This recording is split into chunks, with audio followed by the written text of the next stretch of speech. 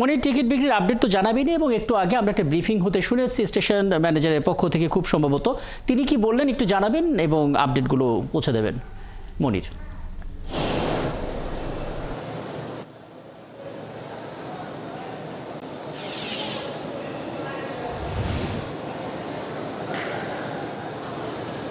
ব্রিফিংটি খানিকক্ষণ আগে শেষ হয়েছে। মূলত আজকে প্রথম দিনের টিকিট বিক্রির সার্বিক যে পরিস্থিতি সকালের দিকটার সেই তথ্যগুলো তিনি আমাদের জানিয়েছেন। স্টেশন ম্যানেজার মোহাম্মদ সাজিদুল ইসলাম তিনি আমাদের যেটি জানিয়েছেন যে সকাল 8টায় রেলের পশ্চিমাঞ্চলের যে টিকিটগুলো রয়েছে, আপনার রংপুর, রাজশাহী, দিনাজপুর, ঠাকুরগাঁ এই সমস্ত রুটের আন্তনগর ট্রেন টিকিটগুলো আজকে সকাল 8টার পর থেকে তারা ছেড়েছেন এবং সকাল 8টা থেকে শুরু করে 8:30টার মধ্যে প্রায় 30 লাখ হিট পড়েছে, অর্থাৎ একসাথে প্রায় 30 লাখ যাত্রী তারা টিকিট কাটার চেষ্টা করেছেন।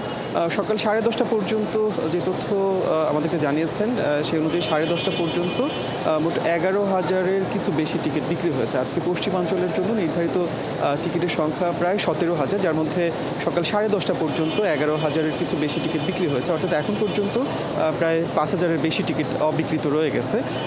যারা আসলে পশ্চিমাঞ্চলের বিভিন্ন রুটের যাত্রী আছেন, যারা 31 মেতে ভ্রমণ করতে যান, তারা চাইলে কিন্তু এই সুযোগটি নিতে পারেন, কারণ এখন আপনার অনলাইনে হিটের সংখ্যা, অর্থাৎ যে ভিড় ছিল, যে চাপ ছিল, সেটা কিন্তু অনেকটাই কমে গেছে। দুপুর 2টা থেকে দিনের দ্বিতীয় ভাগে রেলের পূর্বাঞ্চলের যে টিকিটগুলো রয়েছে সেগুলো ছাড়া হবে এবং পূর্বাঞ্চলের জন্য নির্ধারিত টিকিটের সংখ্যা প্রায় 16,000।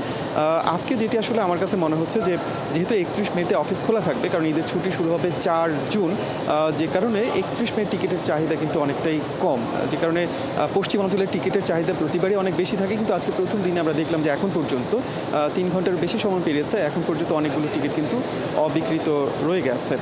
স্টেশন ম্যানেজার যেটি আমাদের বলেছেন, এখন পর্যন্ত সার্ভারে কোনো ধরনের জটিলতা হয়নি, তবে যেটি হয়েছে আগে আমরা অনেক অভিযোগ যাত্রীদের কাছ থেকে পেতাম যখন অর্ধেক টিকিট অনলাইনে, বাকি অর্ধেক টিকিট কাউন্টার থেকে বিক্রি করা হতো। তবে এখন যেহেতু সমস্ত টিকিট অনলাইনে দেওয়া হচ্ছে, যাত্রীদের ভোগান্তি কিংবা সার্ভার সংক্রান্ত যে জটিলতাগুলো প্রতিনিয়ত তাদের আপনার ভোগ করতে হয়, সেরকম কোনো অভিযোগ কিংবা তাদের পক্ষ থেকে কোনো মতামত এখন পর্যন্ত আসলে আমরা পাইনি।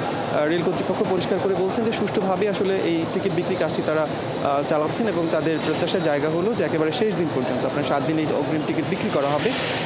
তারা চান যাত্রীদের সর্বোচ্চ সেবাটুকু দিতে। অনেক ধন্যবাদ মনির। এটাই স্বস্তির খবর যে এখন পর্যন্ত কোনো অভিযোগ নেই এবং 17,000-এর মতো টিকিটের মধ্যে 11,000 টিকিটই আসলে বিক্রি হয়েছে। আমি নিশ্চয়ই পরবর্তীতে আপনার কাছ থেকে আরও আপডেট জেনে নেব। আমাদের সঙ্গে যুক্ত হওয়ার জন্য ধন্যবাদ। সহকর্মী মনির মিল্লাত যুক্ত হয়েছিলেন, এই যাত্রার অগ্রিম খবর আমাদেরকে জানাচ্ছিলেন।